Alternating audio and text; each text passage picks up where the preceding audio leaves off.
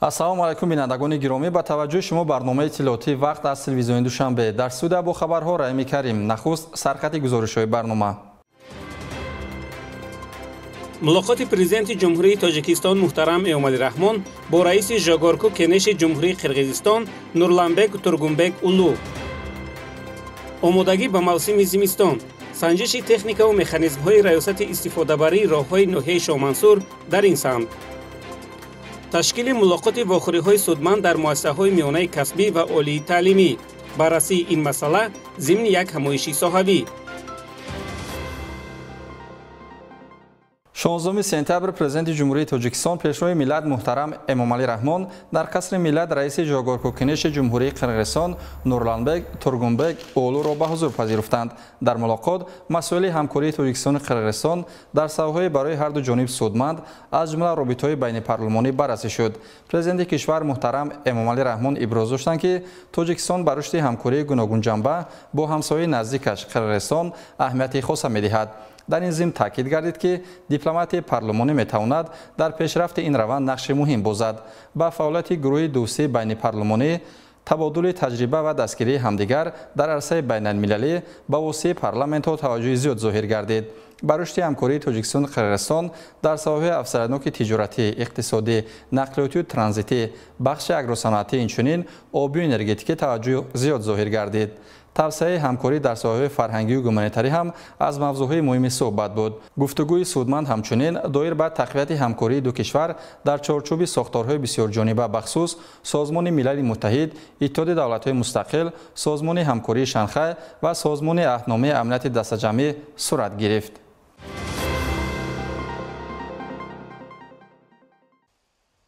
16 сентябр президенти ҷумҳурии Тоҷикистон пешвои миллат муҳтарам Эмомалӣ Раҳмон ва раиси Маҷлиси Миллии Маҷлиси Олии Ҷумҳурии Тоҷикистон, раиси шаҳри Душанбе муҳтарам Рустами Эмомалӣ дар ноҳияи синои шаҳри Душанбе меҳмонхонаи панҷситорадори Крон Плаза Душанберо бо маркази бузурги тиҷоратӣ мавриди баҳрабардорӣ қарор доданд. иттилоъ дода шуд ки ин маркази бузурги бисёрфунксионалӣ аз ду бино иборат буда дорои меҳмонхонаи 20 ошёна ва маркази тиҷоратии 18 ошёна мебошад.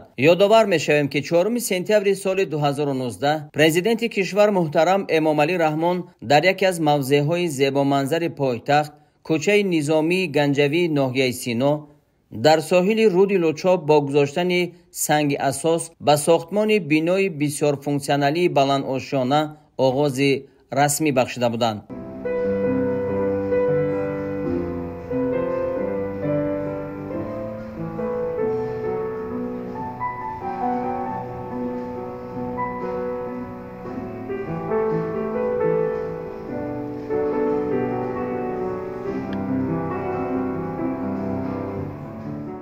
зимни шиносоӣ бо шароити кору хизматрасонӣ дар ин иншооти замонавӣ ба сарвари давлат муҳтарам Эмомалӣ Раҳмон иттилоъ дода шуд ки меҳмонхонаи панҷситорадори Крон Плаза Душанбе аз 124 ҳуҷра, аз ҷумла як ҳуҷра дар ошонаи 15 барои меҳмони воломақом бо масоҳати 260 метри мураббаъ, 34 ҳуҷраи люкс, 30 ҳуҷраи ним люкс ва 59 ҳуҷраи стандартӣ иборат мебошад. дар маҷмӯъ меҳмонхона барои 150 мизоҷ дар як вақт имкони будубошро фароҳам меорад. баъди бунёди иншооти мазкур аз ҳисоби мутахассисони маҳаллӣ 150 кас соҳиби кори доимӣ шуд. имкон аст ки дар меҳмонхона 200 нафар бо кор таъмин гардад. аксари коргарон дорои ихтисосҳои хизматрасониву меҳмондорӣ ва донандаи чанд забони хориҷӣ мебошанд. сатҳи баланди донишу омодагии кормандон имконият медиҳад ки ба мизоҷон хизмати баландсифат расонда шавад. маро тавассути озмун ба кор қабул карданд ва ман имконият дорам пас аз дарс ба меҳмонхона омада кору фаъолият намоям. пеш аз ҳама ман сипосгузории худро ба асосгузори сулҳу ваҳдати миллӣ, пешвои миллат, президенти ҷумҳурии Тоҷикистон мерасонам ки ба мо баринҷавонон пас аз кор имконияти кору фаъолият карданро доданд. фаъолияти кори ман дар соҳаи меҳмонхона аз солҳои 2010 оғоз шуд. таи солҳои охир дар хориҷи кишвар кору фаъолият карда ва имрӯзҳо ман ба ватан хушбахтона баргашта соҳиби ҷойи кор шудам ва боиси ифтихор аст ки дар чунин меҳмонхонаи замонавӣ ҳамчун Краун Плаза бо ҷойи кор қабул гаштам ва ба мардум бо он таҷрибае ки дорам хизмат мекунам.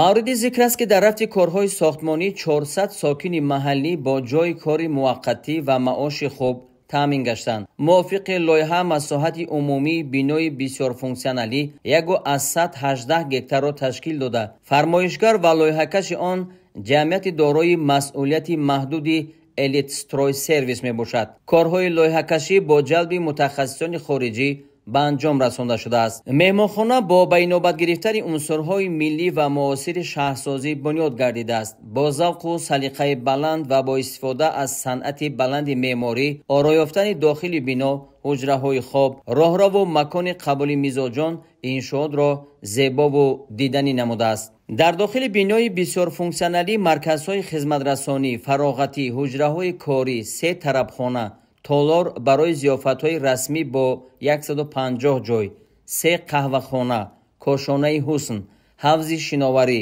толори варзишӣ, синамо ва ғайра пешбинӣ гардидааст. дар ошонаи дуюм толорҳои конфронс бо номҳои зебои Душанбе ва дигар марказҳои маъмурии шаҳрҳои кишвар номгузорӣ шуда, инчунин макони баргузории вохӯриҳои сатҳи баланд омода гардидааст.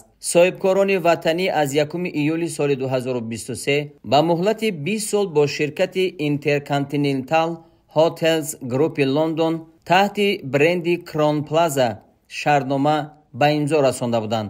дар ду қабат таҳхонаи бинои меҳмонхона, таваққуфгоҳи зеризаминӣ барои 100 нақлиёт ва дигар ҳуҷраҳои ёрирасони техникӣ сохта шудааст. иншооти бошукӯҳ дар доираи тадбирҳои созандагиву бунёдкорӣ ба истиқболи ҷашни фархундаи миллӣ 35-солагии истиқлоли давлатии ҷумҳурии Тоҷикистон бо дастгирии роҳбарияти мақомоти иҷроияи ҳокимияти давлатии шаҳри Душанбе аз ҷониби соҳибкорони ватанӣ бунёд гардид. аснои шиносоӣ бо шароиту имкониятҳои меҳмонхона президенти кишвар муҳтарам Эмомалӣ Раҳмон ба услуби кори меъморон ва сифати корҳои сохтмониву шароити фароҳам гардида баҳои баланд дода, сохтмони чунин иншоотро дар шароити имрӯза муҳим арзёбӣ карданд, зеро шумораи сайёҳон ба кишвари мо сол то сол зиёд мегардад.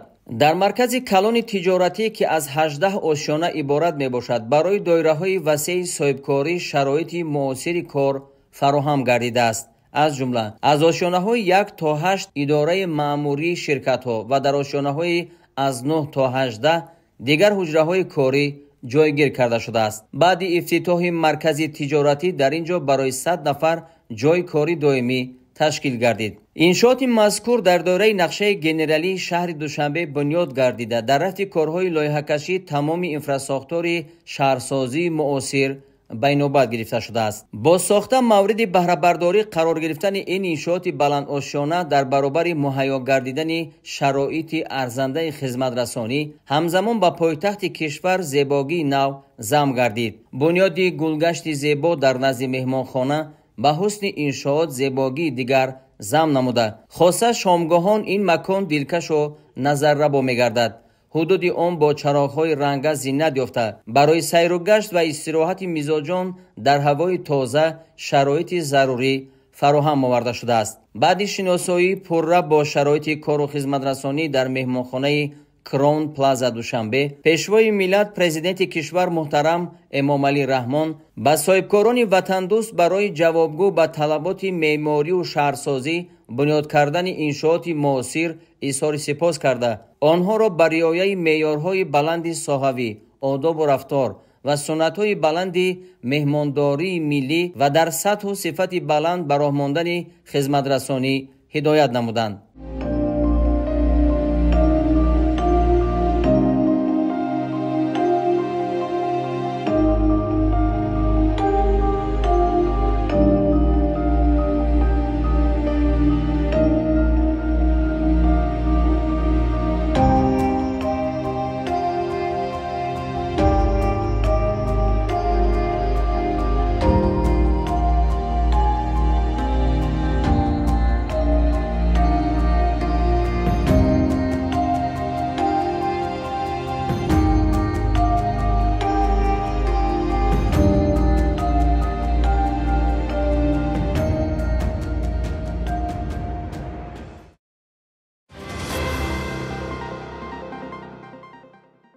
با دستور پرزیدنت جمهوری تاجیکستان پیشوای ملت محترم امامعلی رحمان به مردم از زمین لرزه شدید افغانستان آسیب دیده کمک بشردوستانه روانه گردیده بود. کمک ها به مردم ضرر دیده افغانستان رسانیده شد. تفصیلات در این باره.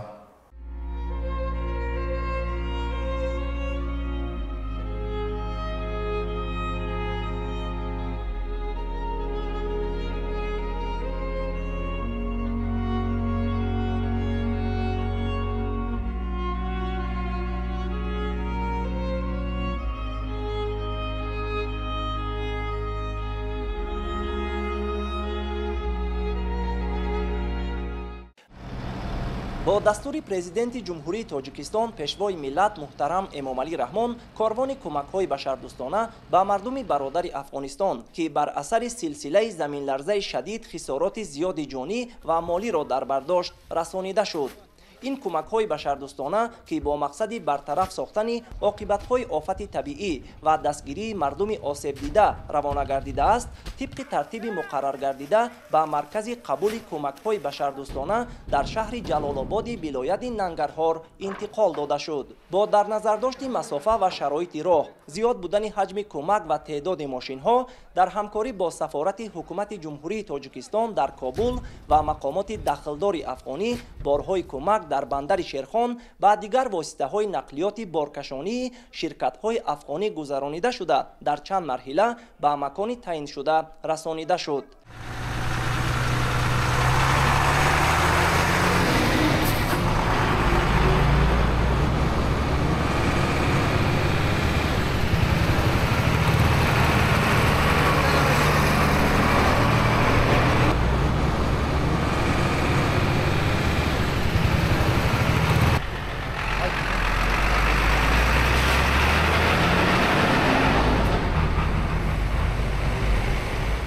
طبق نظام معین شده در نوبت اول محصولات غذایی، لوازمات ضروری روزگار، مسائل ساختمانی و مواد سوخت به کمیسیای مخصوصی قبول و تقسیم کمک‌های بشردوستانه افغانستان سپاریده شد که آن به طور هدفمند و عادلانه میان اهالی ضرر دیده تقسیم کرده می شود. در مراسم رسمی سپاریدن کمک‌ها هیئت حکومت جمهوری تاجیکستان اشتراک نموده شهادتنامه رسمی تصدیق کمک‌ها را به مسئولان کمیسیای قبول کمک‌های بشردوستانه افغانستان تقدیم کردند. هنگام سپاریدن کمک‌ها نمایندگان حکومت جمهوری تاجیکستان اظهار همدردی و تسلیت خلق تاجیک را به مردم مصیبت دیده افغانستان ابراز نموده تاکید نمودند که این اقدام با تشبث پیشوای ملت محترم امامعلی رحمان راه اندازی گردیده. هدف از آن تامین نیازهای اولین درجه ضرر دیدگان، برطرف کردن عاقبت‌های زمین لرزه و فراهم آوردن شرایط ضروری برای زندگی آسوده آنها می باشد. با صمیمیت از این اقدام بشردوستانه حکومت جمهوری تاجیکستان استقبال نموده از دستگیری و همبستگی برادرانه مردم تاجیک اظهار سپاس کردند. آنها ذکر کردند که چنین کمک‌ها نشان روشن دوستی و همسایه‌داری نیک بوده، ارزش‌های والای انسان دوستی و مردم سالاری رهبریت عالی تاجیکستان را تجسم می‌نماید. در این روزهای سنگین و وزنینه که مردم افغانستان بر اثر زمین لرزه شدید تلفات جانی و خسارات بزرگ اقتصادی را از سر می‌گذرانند، حکومت جمهوری تاجیکستان همچون نشان برادری، انسان دوستی و همسایه‌داری نیک کمک بشردوستانه خود را ارسال نمود. این کمک‌ها که از محصولات غذایی، مسائل ساختمانی و دیگر لوازمات ضروری روزگار عبارتند، برای عائله‌های آسیب دیده و به سرابان مانده خیلی مهم و سری وقتی می باشد. از این رو از نام مردم آسیب دیده افغانستان منتداری صمیمی خود را به مردم تاجیکستان و رهبریت محترم عالی آن می رسانیم. هیئت حکومت جمهوری تاجیکستان همچنین از محل زیست موقتی ساکنان ضرر دیده ولایت کنر بازدید نموده با احوال خانواده‌های آسیب دیده از نزدیک آشنا شدند. در ملاقات‌ها همدردی و تسلیت خلق تاجیک رسانیده شده تاکید گردید که حکومت جمهوری تاجیکستان همیشه در پهلوی مردم افغانستان قرار دارد. څلور زخمیان دي او 4 شهیدان دی. از فامیلم 4 نفر شهید شدن از اثر زلزله‌ای که در اخیر رخ دادن و 4 نفر زخمی داریم. ما تشکری میکنیم از کمک‌هایشان که در این حالات سخت برای افغان‌ها کمک‌ها رساندند. ضمن صحبت و واخوری‌های هیئت‌ها تاکید شد که این اقدام بشردوستانه تاجیکستان نه تنها کمک مادی بلکه نشان غمشریکی، برادری، همبستگی و سطح بلند همسایه‌داری میباشد. در مؤسسه دولتی ریاست استفاده‌بری راه‌های ناحیه شامنصور برای فعالیت منتظم و ثمره‌بخش در دوره تیرمو زمستانی سال‌های 2025-2026 نقشه زمستان‌گذرانی تهیه گردیده، کارها در سمت ذخیره نمودن مواد سوخت، حجم ضروری مواد ضد لغزش و دیگر اشیاء ضروری با وسعت جریان دارد. موضوع را همکارانمان ادامه می‌دهند. در دوره قرار مربوطه رئیس شهر دوشنبه محترم رستم امامعلی و نقشه چوبینی‌های تصدیق گردیده کارهای آمادگی به موسم تیرمو و زمستان سال‌های 2025-2026 در ریاست استفاده‌بری راه‌های ناحیه شامنصور شهر دوشنبه به راه مانده شده است. اجرای سریوقتی نقشه جلب متخصصان ساحه و فعالیت ثمره‌بخش مسئولین ریاست امکان فراهم نموده است که حالا این ساختارهای کمونالی پورا برای موسم زمستان آماده بوده، شرایط ضروری کار و فعالیت برای کارمندان در موسم مهیا گردیده است. کمیسیه شهری با راهبری معاون رئیس شهر دوشنبه سلامزاده رحم‌الدین سلام، راهبریت ناحیه شامنصور، اینچنین نمایندگان ساختارهای دیگری مربوطه گروه کاری تشکیل نموده حالت آمادگی این مؤسسه کمونالی را از نظر گذراندند. برای فعالیت ثمرناک تکنیک کمونالی در توازن ریاست بوده 25700 لیتر سوزشواری دیزلی، 2800 لیتر بنزین، 4100 تن مواد ضد لغزش، 10 تن ذخیره انگشت و به مقدار ضروری روغن‌های مولدنی ذخیره گردیده است که از نقشه پیش‌بینی گردیده زیاد میباشد. در انبارهای مؤسسه اینچنین موافق به نقشه چاره‌بینی‌های زمستان‌گذرانی، پایافزال، لباس گرم، قسم‌های احتیاطی تکنیک کمونالی و دیگر نوع‌های محصولات برای زمستان‌گذرانی ضروری نگهداری می‌شود. ریاست استفاده‌بری راه‌های ناحیه شامنصور نسبت نقشه و چاره‌بینی آماده نمودن موسم تیرمو سال 2025-2026 از روی نقشه ترتیب داده تمام تکنیک و مکانیزم و اینچنین ذخیره نمودن مواد لغزش، ذخیره نمودن مواد سوزشواری از روی نقشه ترتیب داده شده با پروژه اجرا کرده شد. گفتن هموند که در توازن ریاست استفاده‌بری راه‌های ناحیه شامنصور 66 عدد تکنیک و مکانیزم قرار داشته، از آن 47 عددشون برای آماده به موسم تیرمو زمستانی سال 2025-2026 علاقه آماده میباشند. نسبت ذخیره نمودن موادهای سوزشواری که از روی نقشه ترتیب داده ریاست استفاده‌بری راه‌های ناحیه شامنصور در سال 2025-2026 ترتیب داده است. از روی نقشه 25700 لیتر سوزشواری دیزلی و دیگر نقشه و ذخیره که از آن جمله لیتول و سلیدار و بنزین از روی نقشه ترتیب داده با پروژه علاقه اجرا نموده است. تازه نمودن راه‌های حدود شهر در فصل زمستان از برف و تامین حرکت منتظم واسطه‌های نقلیات جمعیتی و شخصی توسط تکنیک‌های کمونالی ساحوی انجام داده می‌شود. اتوماشین پرتوکشانی، برفروبی، نقلیات و مکانیزم‌های بارکش، خدمتی، مخصوص و باربردار در حالت آماده باش قرار دارند. خدمات احتیاطی برای واسطه‌های نقلیات ساحوی، سوزشواری و مواد دیگری ضروری نیز در انبارهای ریاست ذخیره گردیده است. حالا مسئولین ساحت تلاش دارند که بیشتر به تکنیک‌های ساحوی توجه نموده فعالیت منتظم آنها را در موسم تامین نمایند. اطلاع داده شد که کار در این سمت موافق مقصد برآمده مانده شده است. ریاست استفاده‌بری راه‌های ناحیه شامنصور برای زمستان‌گذرانی 2025-2026 تمام مکانیزم و تکنیک‌های خود را در حالت آماده باش قرار داده است. در ریاست استفاده‌بری راه‌های ناحیه شامنصور اتاق‌ها برای استراحت کارمندان علاقه آماده نموده است. یک عدد آشخانه یعنی برای خوراکی که کارمندان که در ریاست استفاده‌بری راه‌های ناحیه شامنصور در حالت‌های بارشات برف و باران که نوبرداری میستند، یک عدد آشخانه برای خوراک گرم، 4 عدد اتاق‌های استراحتی با پروژه تامین کرده شده است. و در آخر یک چیز رو باید قید کرد که در ریاست استفاده‌بری شامنصور تمام کارمندانی که کار و فعالیت میکنند همچون تجربه دارند، شخصانی مسئولند و ما گفته با یک دل پر گفته میتوانیم که زمستانی در پیش اومده ایستاده را که زمستان سال 2025-2026 را در بر میگیرد با سری بلند با یک مسئولیت بلند پس سر می نماییم. تشکیل چنین کورهای سنجشی تکنیک‌های کمونالی و آماده‌سازی پوره آنها برای موسم هدفش پیش از همه گذراندن بی مشکلی فصل زمستان بوده است.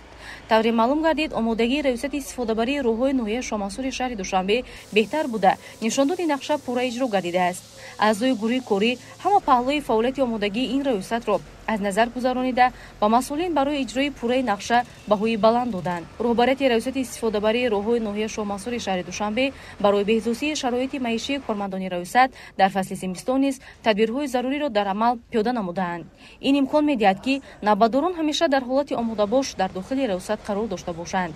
زیرا در فصل زمستان در اکثر موارد کاری آنها شبانه صورت می‌گیرد. تدبیرهای اندیش داشته رهبریت و کارمندان ریاست استفاده‌بری راه‌های نوحه شامنصور امکان می‌داده است که در موسم سردی‌های طبیعت همه راه‌های در توازن ریاست بوده در حالت خوب نگاه داشته شود و همین طور حرکت دائمی و بی‌ممانعت واسطه‌های نقلیات جمعیتی و شخصی در حدود نوحه تامین کرده می‌شود. ادامه برنامه اطلاعاتی وقت با مقصد بلند برداشتن حس وطندوستی جوانان منتظم تدبیرهای سودمند عملی کرده می شود. در این زمینه ملاقات‌ها با اصولی فاکولته به فاکولته و کورس به کورس برگزار می گردد. شرح بیشتر در این باره. در دوره عملی سازی سیاست دولتی جوانان در شهر دوشنبه جلسه کاری عود به راهاندازی ملاقات‌ها با اصولی فاکولته به فاکولته و کورس به کورس برگزار گردید. در جلسه مذکور نماینده مقامات اجرایی حکومت دولتی شهر دوشنبه، مسئولین کمیته به تحصیلات ابتدایی و میانه کسبی نزد حکومت جمهوری تاجیکستان، کمیته کار با جوانان و ورزش نزد حکومت جمهوری تاجیکستان، راهبران مؤسسه‌های تعلیمی تحصیلات ابتدایی، میانه و عالی کسبی پایتخت، کارمندان بخش‌های کار با جوانان و دیگر شخصان مسئول شرکت ورزیدند. مسئولین ضمن برآمد خود تشبث مذکور و اقدام مهم در سمت تحکیم رابطه‌های اجتماعی میان دانشجویان و خوانندگان، تربیت فرهنگ معاشرتی سالم و گسترش همدیگرفهمی ارزیابی نمودند. با تاکید مسئولین تشکیل چنین ملاقات‌ها می‌تواند با کاهش حالت‌های نافهمی گروهی، تقویت حس مسئولیت شناسی، احترام بین همدیگری و بلند برداشتن سطح معرفت در محیط دانشجویان مساعدت نماید. جای تاکید است که برگزاری چنین ملاقات‌ها باید با مضمون و محتوای جالب، اشتراک فعالانه دانشجویان و جلب متخصصان ساحوی عملی گردد. در رفت جلسه راهبران یک قطار مؤسسه‌های تعلیمی اندیشه و پیشنهادهای خود را وابسته به طرز تشکیل و جریان عملی ملاقات‌ها، انتخاب موضوعهای مبرم و مکانیزم‌های هوسمندگردانی خوانندگان دانشجویان بیان کردند. از جمله پیشنهاد گردید که چنین ملاقات‌ها در شکل صحبت و واخوری‌ها، میزهای مدور، مسابقه‌های ورزشی و مباحثه‌های آزاد با اشتراک نمایندگان تمام کورس‌ها و فاکولته‌ها برگزار کرده شوند. در جنبش جلسه تاکید گردید که نقشه برگزاری ملاقات‌ها تهیه شده در تمام مؤسسه‌های تعلیمی تحصیلات ابتدایی، میانه و عالی کسبی راه‌اندازی می‌گردد.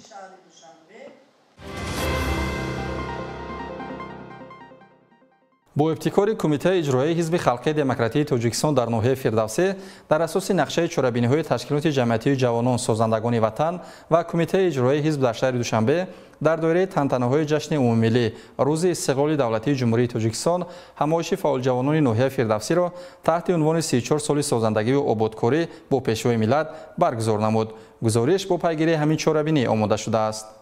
پیش از آغاز همایش فعال جوانان ناحیه فردوسی که 34 سال سازندگی و آبادکاری با پیشوای ملت نام گرفته بود، مهمانان از نمایش دستاوردهای کمیته اجرایی ابتدایی حزب تاجر عجمی دانشگاه دولتی تجارت تاجیکستان دیدن نموده، از فعالیت دانشگاه در سمت تعلیم و تربیت جوانان، فراگیری آنها به کسب هنرهای معاصر و امکانات و شرایط آن از نزدیک شناخته شدند. سپس در تالار دانشگاه چرابینی علمی به کار خود آغاز نمود. در این روند رئیس کمیته اجرایی حزب در ناحیه فردوسی همایش فعال جوانان را افتتاح نموده قید کرد که سیاست دولتی جوانان هنوز از آغاز صاحب استقلال تحت توجه دائمی پرزیدنت جمهوری تاجیکستان رئیس معظم حزب خلقی دموکراتیک تاجیکستان محترم امامعلی رحمان قرار داشته تا امروز هر یک ابتکار سازنده جوانان از جانب حکومت کشور دستگیری می شود و فعالیت وطن دوستانه و با ثمر آنها همیشه قدر می گردند. امروز با افتخار می توان ابراز داشت که جوانان کشور نیز با استفاده از شرایط برای آنها فراهم آورده دولت و حکومت مملکت وظیفه‌های خود را با مسئولیت بلند در نزد جامعه اجرا می نمایند و همچون نسل تشبثکار و آینده ساز در سراسر مملکت به کارهای بنیادگرانه و سازنده مشغول می باشند.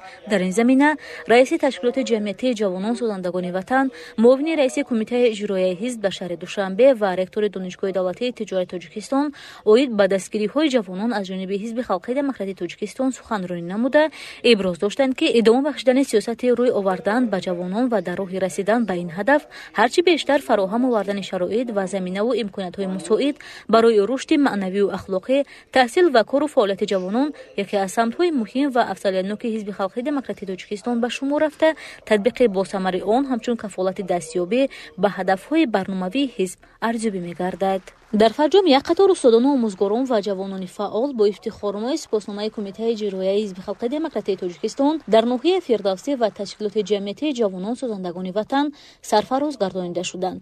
дар ин раванд ба ҷавононе ки ба тозагӣ ба сафи ҳизби халқии демократии Тоҷикистон ва ташкилоти ҷамъиятии ҷавонон созандагони ватан шомил шуда буданд, дар вазъияти тантанавӣ шаҳодатномаҳои онҳо супорида шуданд.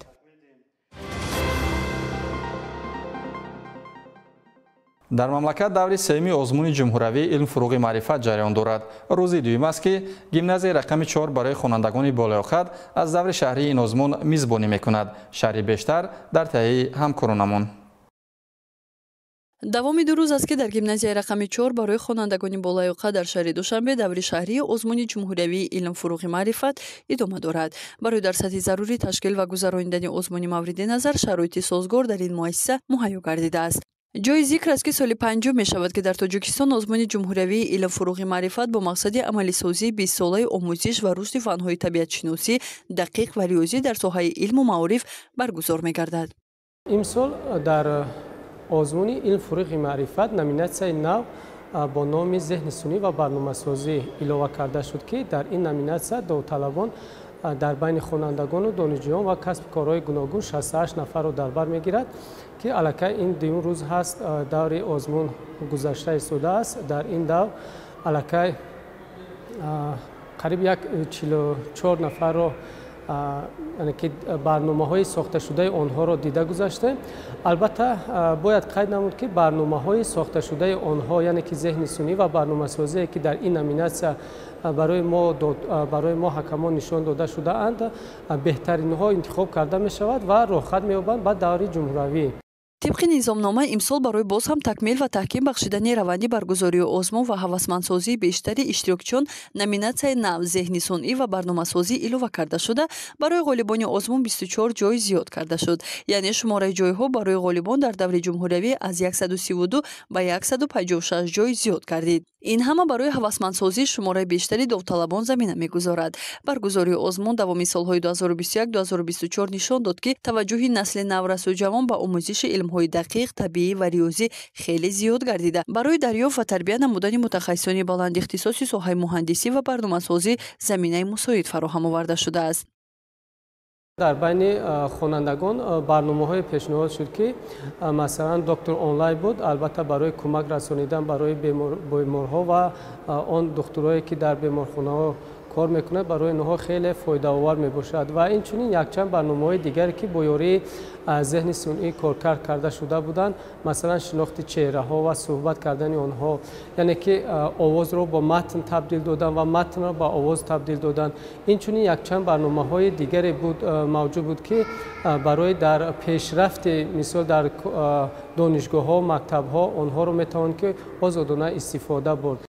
قید کردن با مورد است که با دستور پرزیدنت جمهوری تاجیکستان پیشوای ملت محترم امامعلی رحمان حجم مبلغ مکافات برای همه غالبان آزمون 2 برابر زیاد کرده شده. برای آزمون از فاند ذخیروی پرزیدنت جمهوری تاجیکستان 9,220,000 سومانی جدا کرده شد. سال 2025 برای هر غالبی جای سوم 30,000 سومانی، جای دوم 50,000 سومانی، جای یکم 70,000 سومانی و برنده شاه جایزه 140,000 سومانی مقرر گردیده است. همین طور هر یک داوطلب از شهر دوشنبه تلاش دارد که در این سبقت ذهنی بهتر برآمد کرده برای دوره منبعد رخصت گیرد.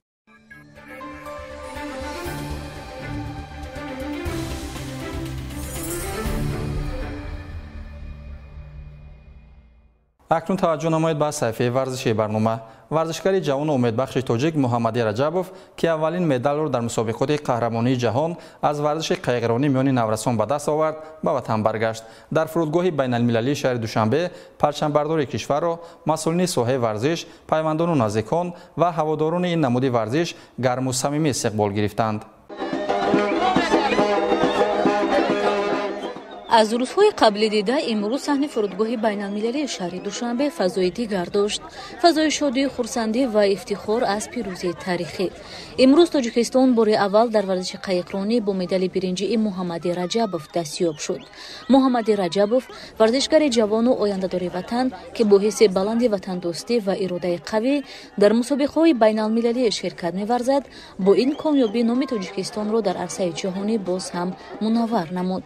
نمایندگان فدراسیون قایقرانی تاجیکستان، ستاد مربیان، مخلصان و نمایندگان وسایط اخباری عامه با شادی و صمیمیت ورزشکار صاحب استعداد را در فرودگاه استقبال گرفتند. آنها اظهار داشتند که این پیروزی نه تنها برای محمدی بلکه برای تمام خلق تاجیک افتخار است و امید می‌بندند که در آینده چنین دستاوردها باز هم بیشتر می‌شوند.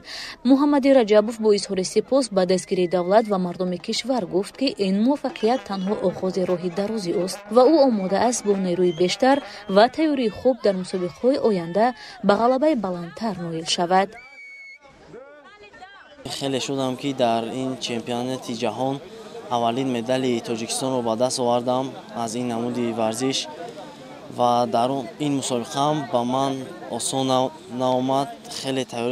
خیلی تیاری جدی دیده بودم و در این مسابقه زیاده از 40 نفر سپرنیک داشتم و در بین این قدر ورزشکاران جای سوم رو اشغال نمودم و میnnتداری خود را به جناب عالی محترم امام علی رحمان میرسانم و همچون محترم روستای ملکی به ما این خیلی شرط و شرایط های خوب را به ما داده است. میتوانیم رفته خوب در تالارهای ورزشی و در کل جهان مشق تمرین هایمان را خوب دوام دهیم و به غرض از این مسابقه سال 2025 از چمپیونات آسیا 4 مدال به دست آوردم که این هم رکورد تاجیکستان بود و در آنجا 2 تا جای اول رو و 1 تا دوم 1 تا سوم رو اشغال نمودم.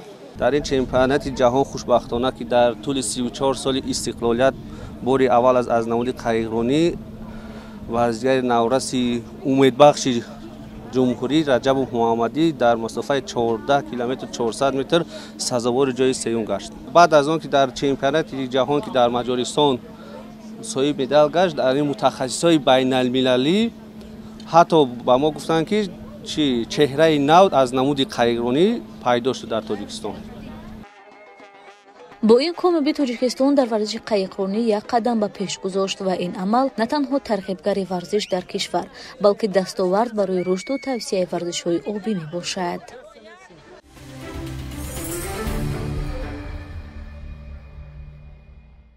فوتبالبازان استقلال دوشنبه که روز گذشته وارد عربستان سعودی شدند، در شهر ریاض نخستین تمرین خود را انجام دادند. تمرین دسته ما در ورزشگاه ذخیروی دسته النصر برگزار گردید. طبق نقشه 16 سپتامبر دسته تمرین رسمی خود را دایر نموده، نمایندگان باشگاه در جلسه پیش از بازی و نشست مطبوعاتی اشتراک می‌نمایند. بینندگان گرامی، مطلب آخرین رو از برنامه اطلاعاتی وقت منظور شما نمودیم. خیر، تا برنامه دیگر شاد و پیروز بمانید.